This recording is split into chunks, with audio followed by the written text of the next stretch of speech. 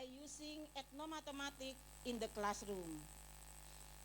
We have 1 hour, I think 45 minutes for the presentation, and then we'll continue to questions and answer. Everybody, please welcome Dr. Nirmala Naresh.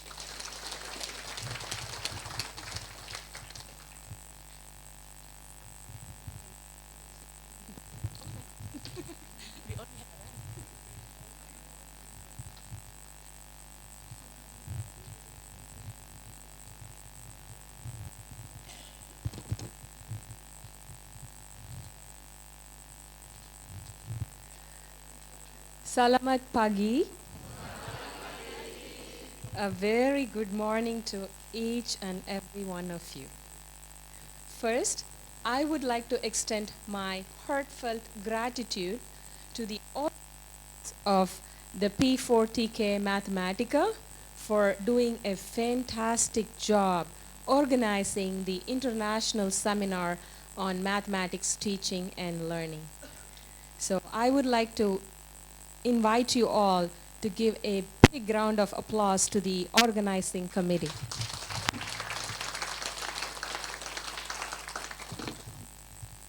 I am deeply thankful, humbled, and honored to be invited to speak at this inaugural conference. I'm greatly impressed by the excellent arrangements made by the committee, and your hospitality is overwhelming. I would like to extend a warm welcome to the distinguished speakers. I'm privileged to be in your company. Nothing gives me more pleasure than interacting with a group of teacher educators, teacher trainers, and teachers. I heartily welcome all teachers who have come from far and near to share your expertise. In my talk, I will build upon the ideas presented by Professor Marcy Reed and speak on this topic, how to improve mathematics learning by using ethnomathematics in the classroom. And I look forward to Dr. Siri Donabaroto's talk right after my talk, and I will begin my talk without further ado.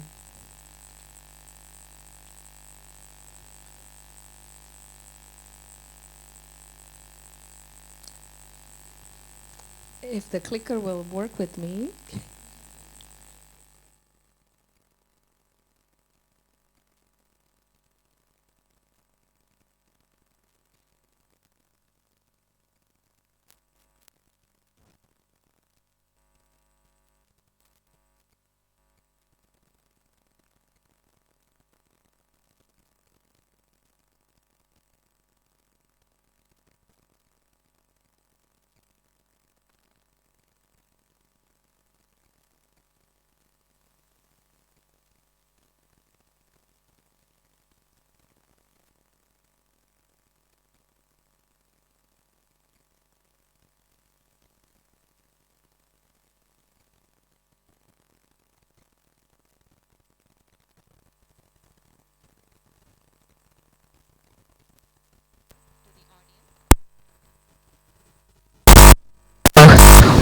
Oh, I guess.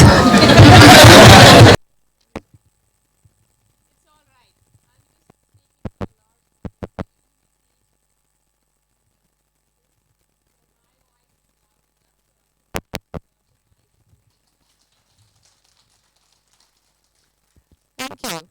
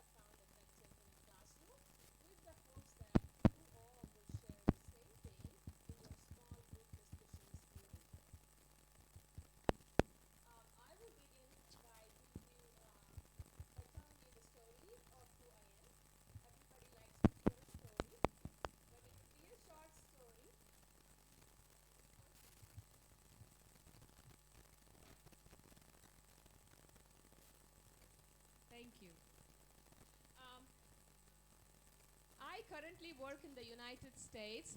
However, I was born and raised in India. You can see the highlighted state in the southern part of India, the city of Chennai. That is where I was born, and I lived the first 27 years of my life there. That is where I went to school. That is where I went to college and university. And till the day I die, that will be my home in my heart. I belong to the Tamil culture. Indian culture is very rich and vibrant. So the part where I come from, it's said that we belong to the Dravidian civilization. So I'm proud to say that I belong to the Tamil culture. India, as many of you know, was ruled by British for a very long time. They left eventually, but they left a lot of things behind. One of the things that they left behind is their curriculum. So everything that we learned was orchestrated by the British. There was very little connection to the rich Indian mathematics or the rich Indian astronomy or its contribution to science in a traditional mathematics curriculum. In all my 20 years of education, I've had very little experience studying the history of mathematics, and that is sad.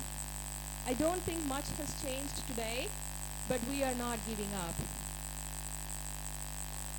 So the curriculum that the British left behind in India and in many countries around the world, the colonized curriculum, is also called an imported Eurocentric curriculum, which focuses more on the contributions of Europeans.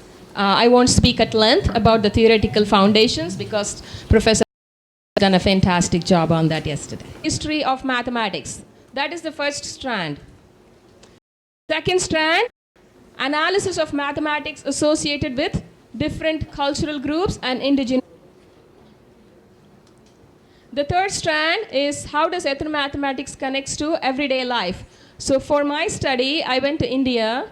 So bus transportation is very popular in Chennai. The bus conductors give tickets to passengers based on where you get in the bus and where you get out the bus. It is not the same fare. So I worked with bus conductors for about 6 months. I shadowed them.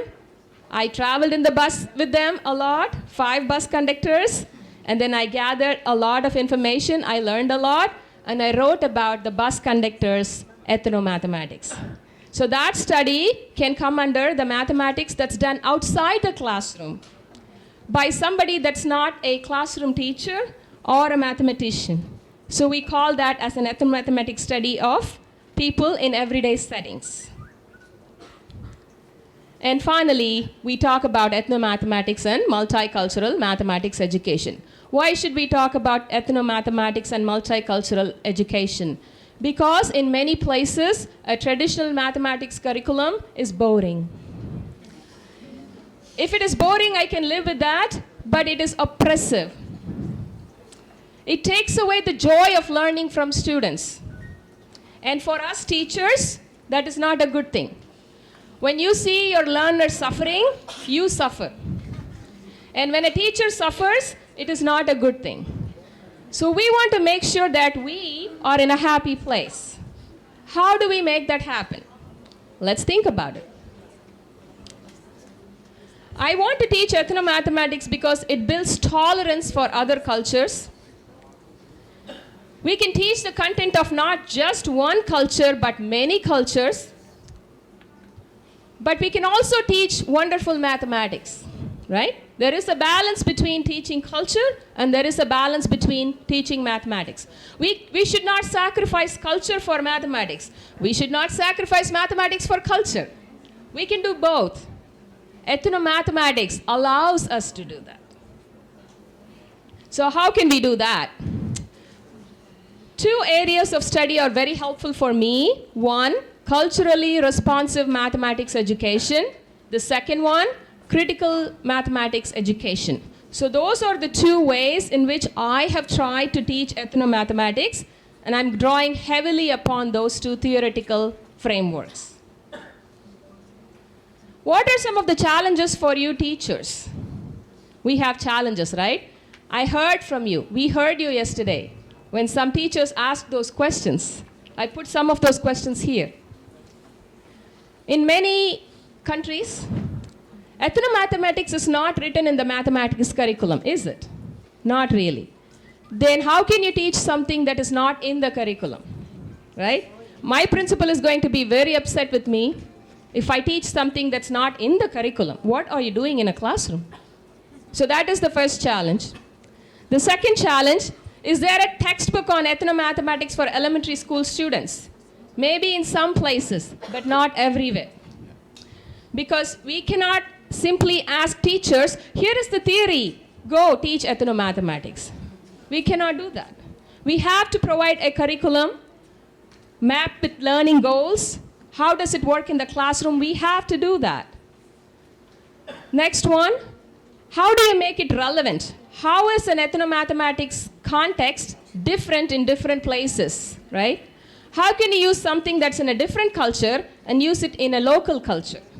So that's another question we have to ask ourselves. So these are some of the challenges. And today, teachers, not just here in Indonesia, around the world, we are asking teachers to do more and more, but we are giving them less and less support. We are giving them less resources. We are giving them less time, but we are expecting them to do the most. And that is simply not fair. So what can we do about it? So I ask myself, what are you going to do about it? And then the focus is on teacher trainers. Where are my teacher trainers in this classroom? They are everywhere. So the focus is on us teacher trainers, teacher educators, to work with teachers, to support them, to guide them, to learn from them, so we can make this a better learning experience for our students. Here is a framework. So when we use ethnomathematics in a classroom, we are definitely thinking about real-world situations, right? And then we are also thinking about mathematics. And then we are also constantly thinking about this, interpreting. Did that work well? Maybe it did not. What can I change? And then I change, and then I go back. So I engage in this cycle. So I can revise my lesson. Do you teach the same lesson that you taught 15 years ago? No. We teach a lesson today, we learn something from it, we do it better tomorrow. That's what we do as teachers. So this framework I found helpful. There are at least 4 ways in which we can teach ethnomathematics to students in any classroom. 1, ask them to study the history of mathematics. That's one way. The second way, we introduce them to the readings. If it's a high school classroom or a middle school classroom or even a university classroom, we can ask them to read. Reading develops our mind. It also opens our mind to new knowledge. So we have some course readings. We can expose our students to that. The next one, we can engage them in mathematical explorations. Some of the examples are given there. Rhind papyrus is an excellent resource where there are numerous mathematical problems. We can ask our students to do those kinds of problems as a launching session. And there are so many other examples. Finally, something that is very effective in my classroom is I ask students to conduct ethnomathematical projects. If it is a problem or a lesson, maybe it takes 2 classes to do that. But a project, it happens for about 5 months together. So we have to give them students time and support so they can do these projects on their own. I will give you examples much later. So right now, I want to give you some examples of ethnomathematical investigations that I have used in a classroom. What I do is, I first begin by giving a sneak preview of what culture that activity represents. I usually begin by introducing students to my culture because I model it for them. Rather than telling someone, here you go, do it, I do it. If I do it, students see it, they have a model of how to do it on their own. So I present to you the tradition of Kolam patterns from the women in South India. This is very normal scene that you can see in any house in South India. In front of their house, They clean the threshold. They sprinkle it with water and cow dung. Why cow dung? Because it is a good disinfectant. It kills germs. So we mix water and cow dung. We sprinkle outside the house. But nowadays, everybody is using Lysol. The spray. Yeah. And then we use rice flour to create those patterns in front of our household. Do you see that? And this kolam tradition is a very rich old tradition. 2500 BC, we have evidence of that. And it is still practiced in most of the houses in Chennai and around Tamil Nadu. But with apartment complexes, there is no room for doing big columns, but we do small columns. Here is an example of a column. We can decorate it as we please. We draw the column and put around flowers or lamps. There are two types of columns in general, the one that uses the dots and the one that uses the lines. Here is an example of a column. The Festival of Lights is this coming Sunday. Here is an example of a column. Kolam. You have kolam here? What is it called? Okay, I agree. And we decorated that with rich flowers and everything. Great. So sometimes I invite my students to do kolam in a classroom. So in the hallway, I give them the color powder. I tell them you can use two materials. I don't tell them what materials to use. So they create columns. So why do I ask them to do that? Because they can engage in the experience. They know what it is to create a column pattern. Great. Now that they have developed an appreciation for the culture, now bring in the mathematics. One way to do that would be, here is a column. It's called Krishna's anklets. I don't know why, but that's what it's called. So we start with the little pattern in that first entry in the table. My clicker is going everywhere. The first stage, the column looks like this. And in the second stage, how many times do you see this pattern replicated? 5 times. And then you can see the second one. I will not ask you to count, but you can do this, right? And then you can ask our students, what will the pattern look like in stage 3? This is pattern recognition. And isn't that what we teach our students in algebra? That is how we begin teaching algebra, by asking them to look for patterns, identify patterns. What will be the next pattern in the sequence? So this gives us a wonderful way to help our students learn that. And then we take the idea, and I ask them to count the number of dots in each column and count the number of this pattern in each column. And they make a table. And then I ask them, what will be the nth term in this pattern? So that is a very routine problem in an algebra curriculum. But now I took the math idea, but I am using an ethnomathematics activity. This will be a perfect way to launch a unit on algebra. We don't have to do ethnomathematics every single day or every single class period. But we should also not do that just for one day in a year. But we should make it a habit of mind. In every unit that we do, maybe we have 2 or 3 tasks that will allow students to do ethnomathematical investigations. And then we can invite students, have you seen something like this? Can you create a task like this?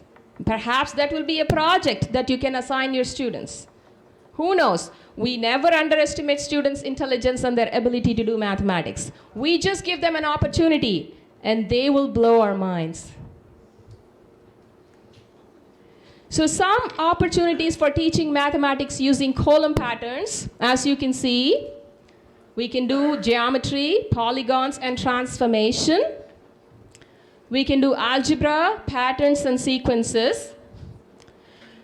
If you're teaching to a high school audience or a university audience, we can go higher. We can bring in the ideas of combinatorics, permutations, combinations. There is also plenty of opportunity to discuss discrete mathematics with circuits and paths. So this task can be used in an elementary school curriculum, but you can also use it in a junior high or a middle school curriculum. You can also use it beyond. So the beauty about some of these tasks is you can customize it to the grade levels that you teach. The next game that I want to introduce to you comes from the Hawaiian context. It is called the game of Lulu. In Hawaii, we have what we call tiki bars. They do play the game of Lulu there.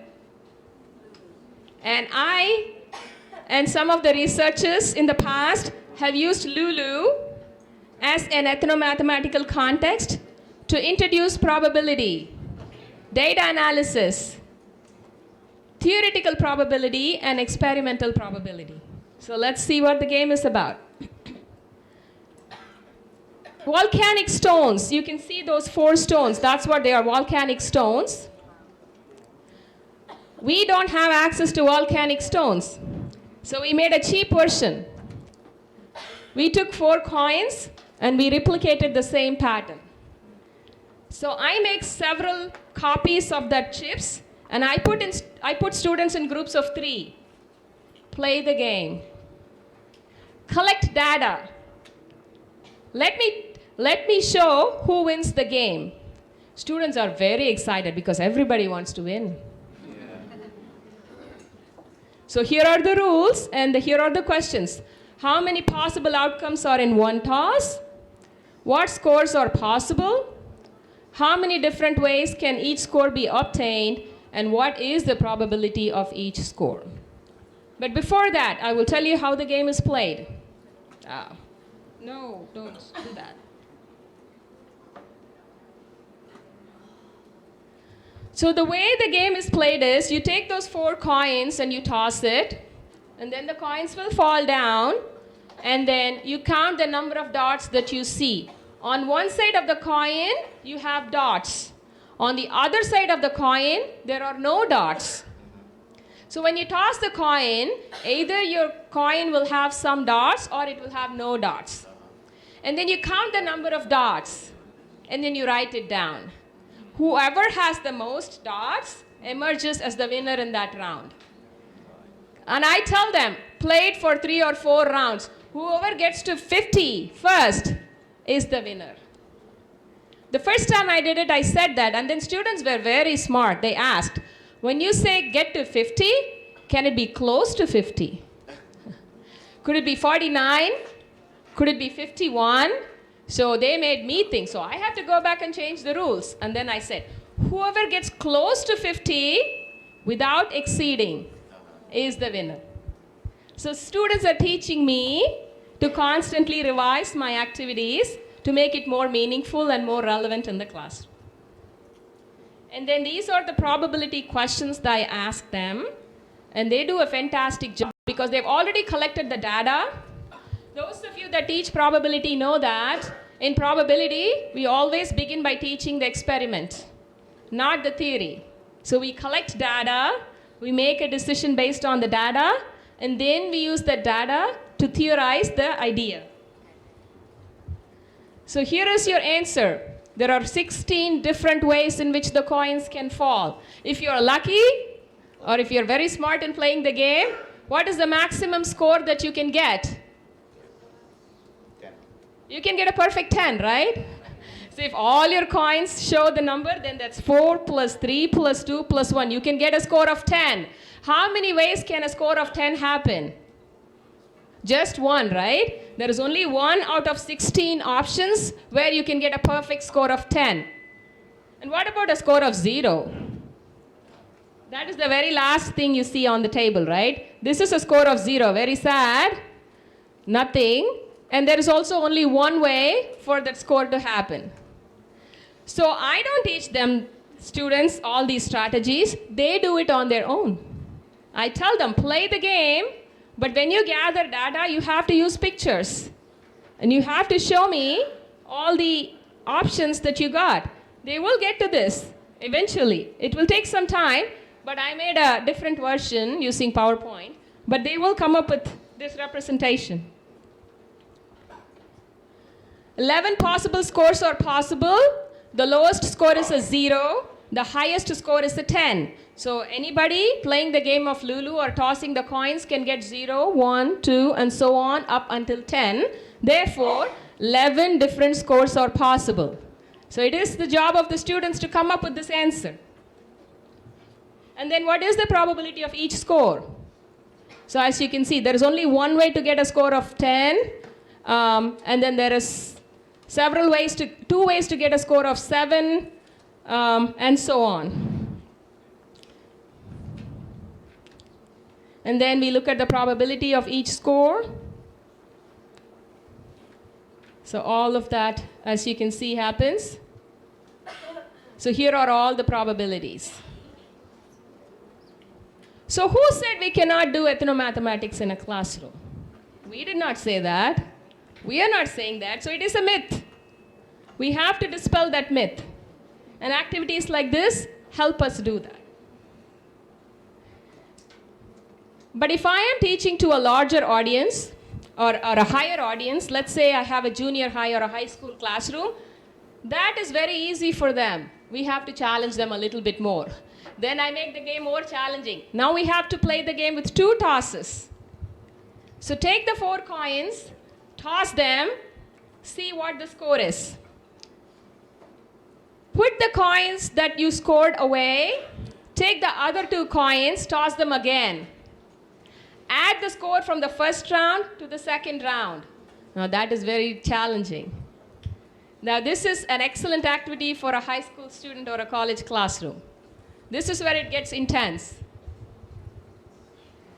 So in the challenge version again, we can ask similar questions. What scores are possible? What is the probability of getting each score? And so on. If you Google Lulu and the game of probability, the article will come up that I authored with some of my colleagues. And then it has the explanation for the basic game. It also has an explanation for the challenge game. In the interest of time, I am not able to show you the challenge version, but this gives you an idea of how you can introduce probability and data to children in a classroom using the idea of ethnomathematics. The next one, arithmetic and algebra. Arithmetic, it's a very big strand in an elementary school curriculum in any country. And in a middle school curriculum, the biggest idea is how to connect arithmetic to algebra. This activity is one possibility. Vedic mathematics. Vedic math comes from the Vedic tradition of India. Vedics are sacred scriptures, that's what they are. And it says that about 5,000 years ago, Vedas are introduced. Now, there is an alternate philosophy to that. Not all researchers will agree on what Vedic mathematics is, but they will all agree that there are scriptures that talk about mathematics. So I am particularly focusing on those scriptures that speak about mathematics. So what is the scripture telling us? Let's take a look. In this Vedic mathematics, difficult problems, computational problems can be broken down into smaller problems. And you can do mental mathematics very easily. Is mental mathematics a part of the curriculum in Indonesia? You do things in your mind? Yeah. Yes? A little bit? Yeah. We can do that, but we can also do paper and pencil mathematics. Here is the problem. The name of this is Nikhilam Navata Smaran Dasat, Sanskrit. It's written in the ancient language of Sanskrit. Loosely English translated as all from 9 and last from 10. Question for you.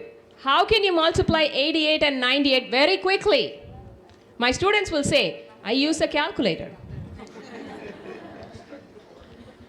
But in elementary school classrooms, in many classrooms, they are not allowed to use a calculator. I have nothing against the use of calculator. I welcome the use of calculator and technology. But at the same time, students must understand how is the calculator doing the stuff? Who is telling the calculator to do the mathematics? And then we ask students, you wrote it, not you, but a person like you wrote the program on the calculator, right? If the person can write the program on the calculator, the person must understand how this works. So instead of using a calculator, be the person to write a program for the calculator.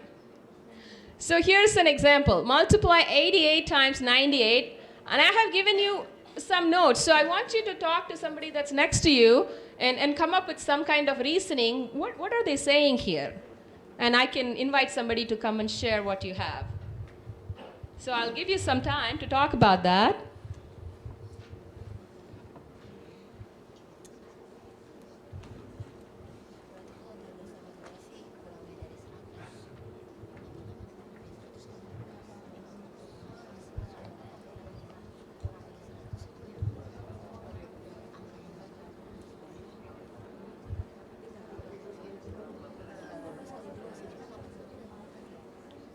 Please don't feel shy. This is your opportunity to shine.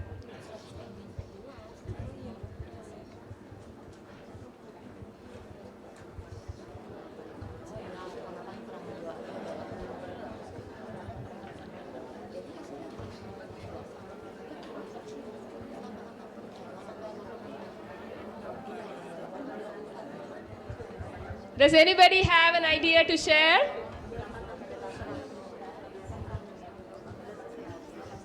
Do you have an idea to share?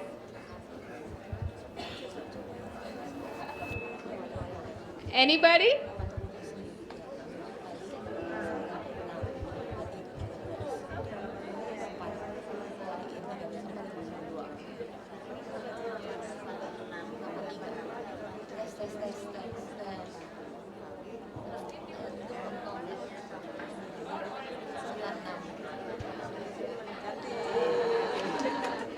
All right.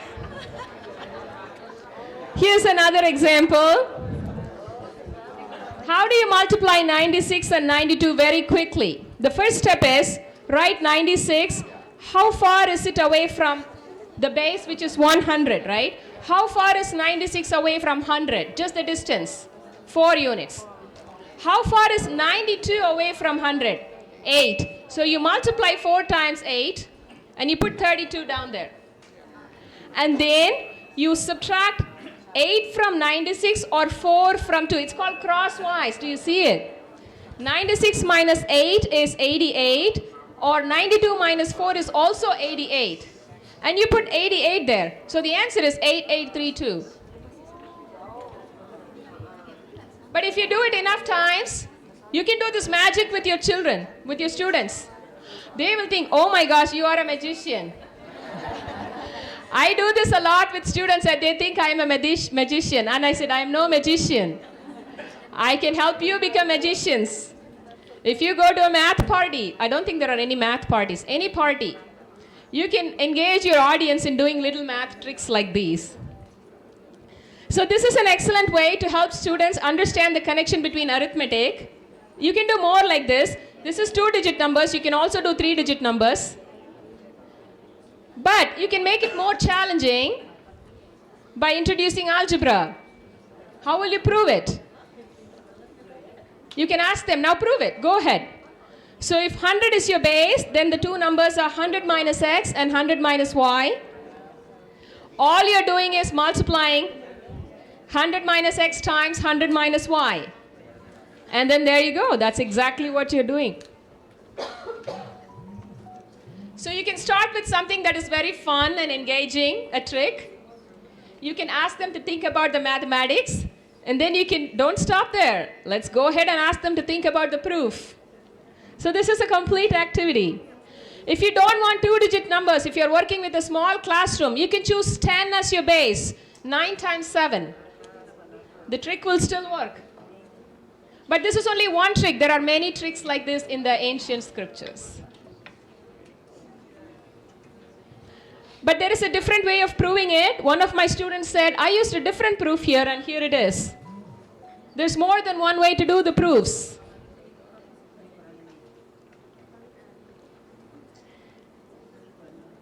And you can choose different bases, different numbers. So here is a challenge. How will you do 112 times 107?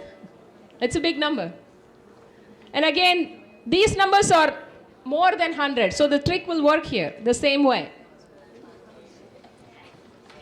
The next example that I would like to give you is about mandalas and medicine wheels. Mandalas are an important part of the East Asian culture. But later I realized that mandalas are also used extensively in the Native American culture. Native Americans use mandalas a lot, but they are called medicinal wheels. What we call mandala, they call as medicinal wheels. But in both cultures, it is a symbol of respect and it's greatly revered. So here are some examples of the mandala patterns. And we can ask our students to design a mandala. I'm sorry for the tiny print there, but I'll just give you an overview. Geometry constructions. I let them use compass, rulers, protractors to create their own mandalas. There are some rules. They have to use so many shapes as in that mandala, and they have to think about the meaning behind those shapes, not just do it without any respect for the culture. That is very important. We must make sure that we pay due respect to where the tradition comes from. So when I try teaching geometry constructions, this is one of the activities that I use, and then you can go on and do the normal activities, the routine ones. And then we use the symbols that we have in our textbooks.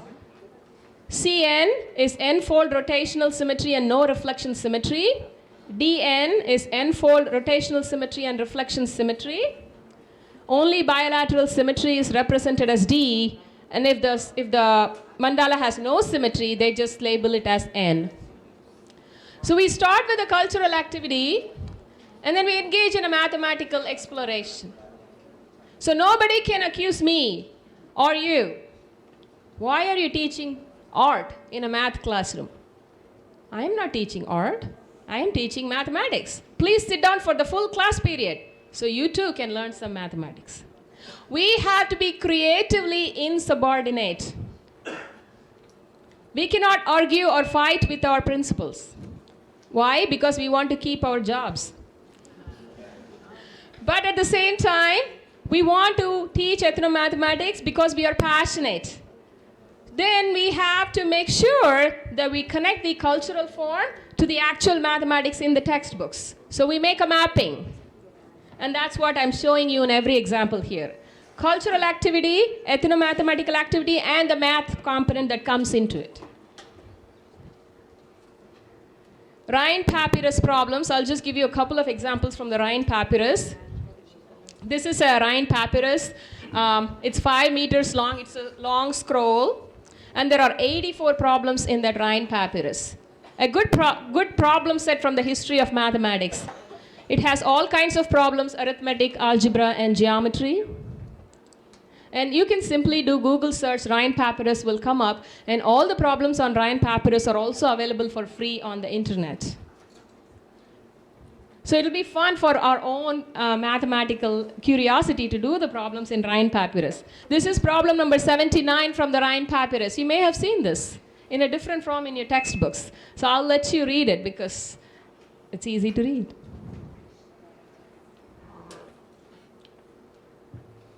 Seven houses, 7 cats.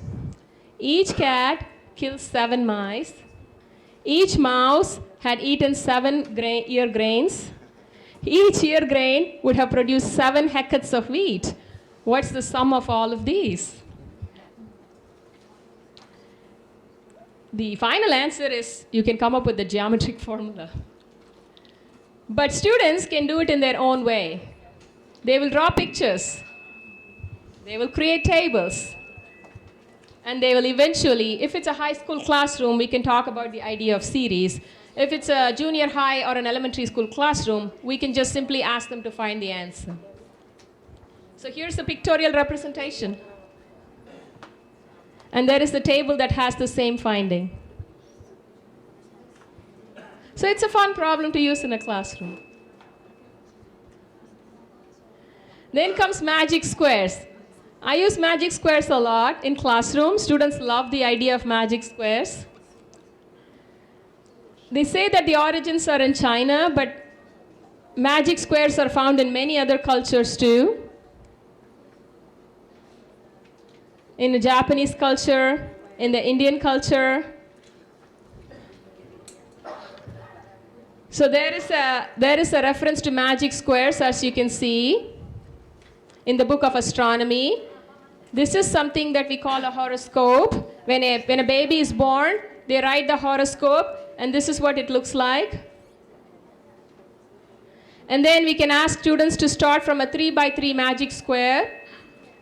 And if you have older students, you can ask them to do 4x4 magic squares, which is challenging, and so on. So this is what is the simplest magic square. You have to make a magic square. You have to use numbers 1 through 9. Every row, every column, and the diagonal, they all have to add up to 9. If this was a workshop, we will be doing this. Unfortunately, I have no time, but I'm sure you can all come up with an answer. You are all brilliant teachers. So yeah, this is a nice activity for students. But there's not just one way to do it. There are many ways to do it. So that's a fun task, but a meaningful task. And then here are some ways we can extend the same idea. A lot of extension activities are possible if you want to challenge your students. Who doesn't love an equilateral triangle? We all love equilateral triangles, right? We know that an equilateral triangle is a regular polygon with 3 sides. All sides are congruent. All angles are congruent. We have taught the definition to our students many times, haven't we? But this is how I introduce equilateral triangle to our students. I give examples of equilateral triangles from ancient architecture, as you can see there. Pyramids, we all recognize those. The Great Pyramid of Khufu. In the old Babylonian clay tablet, you can see evidences of equilateral triangles. In nature, right? Who doesn't love nature? Everybody loves nature, and here are examples of equilateral triangles in nature. Harry Potter. We have to speak the language of our students. There it is, the equilateral triangle. Then they get very interested. And then there are so many different things that we can talk about in the context of equilateral triangles. But we can talk about the symmetries of an equilateral triangle. The line symmetries, the rotation symmetries, and all of that. This extension is for a high school classroom or a college level classroom, but we can still do the fundamentals in an elementary school classroom. And we ask them to create a table like this, and this is the idea of abstract algebra. We can begin with the most fundamental thing, like identifying symmetries, gradually extend it, and ask them to think about the idea of groups and such. So the potential is there. You decide what it is you want to use, because you are the teacher and you know your students well. I don't. Angkor Wat Temple. So as you can see, that's the beautiful construction. Here's the 2D version of the temple.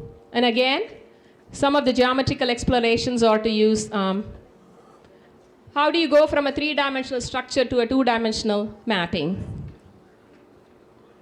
Surface area, volume, measurement, all of those ideas can be taught using that cultural activity. Now, should it be the Angkor Wat Temple? Angkor Wat Temple is more relevant in the local context, or could it be any other cultural artifact?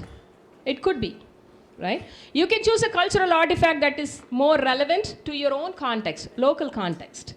But the mathematical activity can still be used in the same idea. Madam, moderator, how am I doing on time?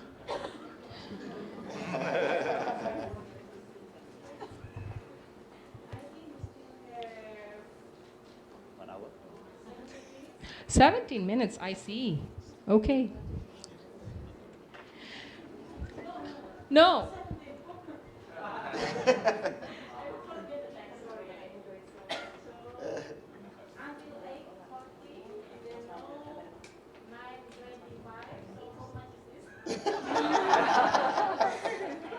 I have 5 minutes left. I have 5 minutes left. 5 minutes, yes, I will take advantage of every single minute. I told you at the beginning of the presentation that I do several things. Teach them about history, read articles, do the math problems. So we've been doing a lot of math problems here. The last activity that I do is ask students to do an ethnomathematics project. Now that project happens over the school year. We assign the project at the beginning of the school year. Over the school year, the students will learn a lot of mathematics. Towards the end of the school year, the students will present their project, just like how we are talking here. The class will come together. Every student will come up. They create a poster, or they create a PowerPoint presentation. They will share their project ideas. So I want to show you how I did that. So I tell them, on the first week of classes, my dear students, you are invited to participate in a cultural activity. That gets them very excited. But some of my students in the United States of America think only I have culture. Because I am brown, and I am from this exotic country called India. So they think, but Dr. Naresh, it's easy because you have a culture. But everybody has a culture. Perhaps you're not seeing it. So my white American students think they don't have culture. But they do. Because they are part of the majority, it is invisible. What is our job as teachers? To help them realize they all have unique cultural values. I am giving you 5 months' time to investigate that. If you have to go call your grandmother, who you have not spoken to in 3 years, you should go and make the telephone call now. Learn about your culture. Call anybody. Call your mom, call your dad. Talk to them. Learn about your family values. What is important to you? What is unique to you? You must find something that is meaningful to you. You are not doing the project for me. You are doing the project for yourselves. You are going to be a teacher one day, so you want to make sure that you value every student in the classroom. So that is the first task. And then once they have identified a unique cultural activity, then they have to think about the mathematics. Remember how we took the problem on equilateral triangle and then put the mathematics in there? That is exactly what I asked them to do. You have the cultural activity, and then you have to bring in the mathematics. You have to go look at the policies. You have to go look at the standards. You have to make a mapping. This is why they need time. This cannot happen in one day, right? So they need time to do that. So I give them time. Because my students are teachers, future teachers, so I ask them to do that. For your students in your classroom, maybe you don't want to make this connection because they are not going to be looking at standards or anything. But they can still look for the mathematics. And then they have to create a poster or a PowerPoint presentation, whatever is that is meaningful to them. And then towards the end of the school year, they will present it to the whole class. That is the idea. And I create a little flyer, leaflet. I put all students' project in there, and I give it to all the students so they can read each other's explanations. It's a very exciting day for all of us. I want to give you a few examples. One of my students' father is a construction worker. So she chose, it is personally meaningful to me. So I want to use the idea of construction for my ethnomathematics project. Another student, his mom works in the cafeteria in the school. So she chose her mom's lunchroom as a context for ethnomathematics. And few other examples. Amana colony. One of my students' grandmother escaped war and came to the United States. But she brought with her a big book of recipes that they use till today. So she chose that as a theme for her ethnomathematics project. Each of the projects are unique, and it has a deep personal connection to the students. One example, one of my students, uncle, was a truck driver. So the student collaborated with the truck driver to create this activity. I know this is a lot of words, but because I only have maybe 3 minutes, I will quickly fast forward through this. So pretty much, they are creating a math problem to find the optimal distance between the 4 cities. That's what it is. So students first do this task, not a good way to do the problem. So students go back and create a second attempt, a better table, still not good. Then they use Google Maps and create all of these different patterns and stuff. And then they create a shortest route, and then they come up with an answer. The reason I'm giving you this example is that one of the strands of ethnomathematics talks about what kind of mathematics do people do outside the classroom, right? Just because someone is a truck driver or a lunch lady does not mean that they cannot do mathematics. We empower them. We engage with them and make sure that the mathematics is visible and everybody can see it. So this dispels the myth that only some people can do mathematics and other people cannot do mathematics. Everybody can do mathematics. Are you seeing it? That is the question we are asking ourselves. So to conclude, this is what we are asking. What counts as knowledge in school mathematics? From a dominant Eurocentric view, what form of mathematics is acknowledged and valued? But we have to make connections between academic mathematics, which is the mathematics that we teach in schools, to other forms of mathematics. So those are the questions that we ask ourselves as teachers. We are asking ourselves these questions. In order to do that, we have to negotiate with each other, right? We have to talk to each other to find some answers. But there are possibilities. It is not the end of the world. And I know teachers never give up. They never give up on students because they want the best for their students. So nobody in this classroom is going to give up on any student. So we are going to empower learners. How do we empower learners? How do we give power to the learners? By broadening their idea of what mathematics is. By inspiring them using a culturally responsive mathematics curriculum.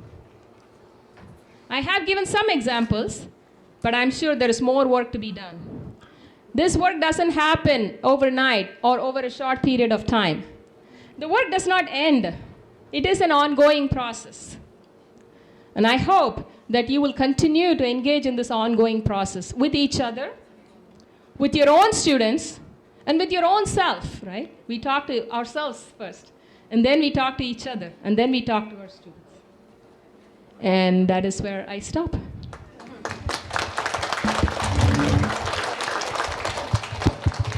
I have to properly say thank you. I will do that. Terima kasih. Yes. Well, thank you very much. You are welcome, and also we thank you for your very inspirative presentation. And I'm not sorry that I forget my job as moderator. Because I enjoy your presentation so much, so we just let you go on, even though it's already more than 45 minutes. So I think we have how many minutes for question and answer? 10 minutes might be enough. Who wants to ask questions? Please raise your hand. And one, and maybe another. Two, from that part one, and the first one is near, so I cannot see one, and the other. Okay, to save the time, just who raised the hand first? Okay.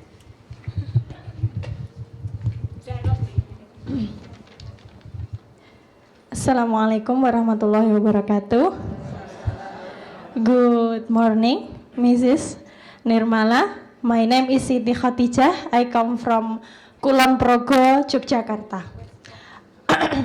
I want to ask, yesterday I was visit at Kraton Yogyakarta, Sultan Palace, and I'm still confused. I am really interested with the ethnomathematic learning, and I want created the ethnomathematic learning in my own class. I want to ask what kind of activity learning that relevant with Kraton Yogyakarta. I am a teacher of second grade elementary school. And second, I have a student at second grade. He cannot counting. He counting after, except for example, after 29, it's not 30, but it's 20, 10. What kind of ethnomathematic learning that I can practice in my own class to make my student understand how to counting in the right? Okay, thank you very much.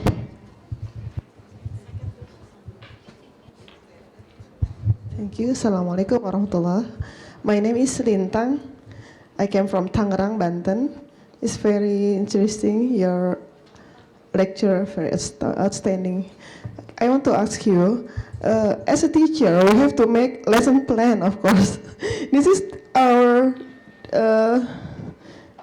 difficult, maybe about time, and it is very interesting. But we have to make a lesson plan about ethnomathematics and maybe blend with curriculum, national curriculum in mathematics. So can you give us an idea how to make it bisa dilaksanakan karena it's very hard for us because principal will see our lesson plan, the supervisor about that, and maybe from your experience with the teacher, how can they mengatur waktu, how can they make the lesson plan in a very maybe in less time, but it is efficient and effective for the students. Thank you very much, Dr. Nirmala.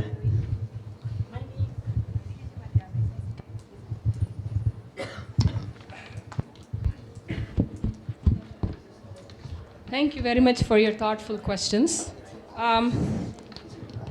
Again, when somebody asks a question, I provide an answer from my vantage point based on my personal and professional experiences.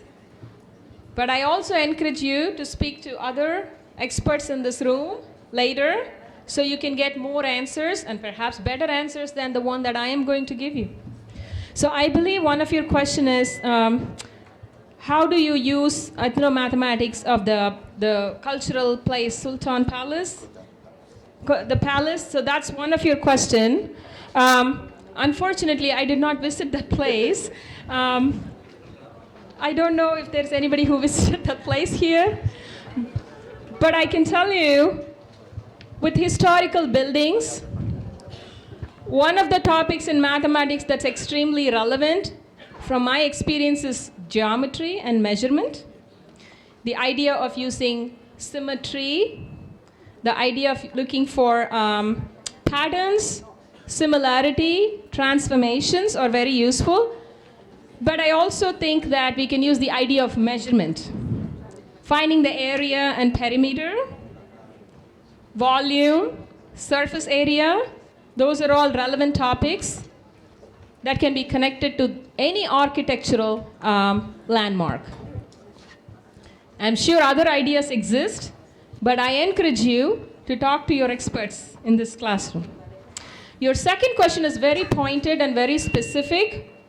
We are talking about children that are able to think about mathematics in a way that's different. Perhaps not incorrect, but that's not how majority of the learners will learn.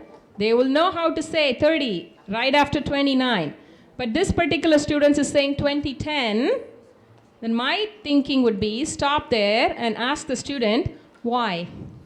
Why are you saying what you're saying? When you say 2010, what do you mean? Are you meaning 2010, like year 2010? Or are you adding 20 and 10 together? What is happening to the two numbers there, 20 and 10? If we can understand what's happening there, then we'll have a better way of understanding the students thinking about mathematics. One of the ideas about ethnomathematics is that it doesn't dismiss anybody's way of thinking about mathematics. We value the student's opinion. I will never say as an ethnomathematician, that is stupid. I won't say that. I don't understand how you are thinking. Can you help me understand that? Ask more questions. Of course, this is not easy. It is not. I am not saying it is easy, and it is an ongoing process, and it is a challenge. But when the students realize that we are not dismissing their thinking, they are more open to working with us. So I think that's one way to do that. The second question is about lesson plans. I told you at the beginning of the session, oh my, that's me. I did not see that. The second question is about writing lesson plans. I have always worked in the mathematics department with teachers who take mathematics courses. So in many of my courses, students learn the math. They relearn the math, and they make a connection between the math that they know to the new ideas and connect it to the idea of culture and all of that. But I speak to my colleagues in the College of Education who have the enormous task of helping our students write lesson plans. So what they do is they take the math ideas and the cultural activities from the math courses, and they move on to their College of Education courses, and they write lesson plans based on the activity that we have done. Now this is convenient for future teachers because they are learning it as part of their study. They're studying to do that. But for a teacher who is already in a school, this is not an easy joke. Remember, I said at the beginning, we are asking teachers to do more and more with less and less. But I also suggested an option: be creatively insubordinate. If you already have a lesson plan for a geometry concept, if you already have an idea for an algebra topic, I would still use the same, but I would just make the topic as culturally relevant. Or I will say equity-based education, because equity-based education is something that administrators like. They want teaching to be equitable in all contexts. They want to be inclusive of all the students. So I would be creative in rewriting the existing lesson plans, not create something from scratch, because you and I have no time for that. We want to do that, but we will do it in baby steps, one step at a time. We will use what we now have, embed the ethnomathematics lesson in that, because what we want to tell them is they are learning the same math ideas, but they are learning it in a new way, right? So we can still use the existing lesson plans, but be creative about presenting the ethnomathematics in them. That is one way that I think of addressing the situation. I mean, others might have other ideas. I encourage you to talk to others and find better ways. I'm sure they exist. Madam Moderator? Anybody else wants to ask question? I think one more is okay. The gentleman.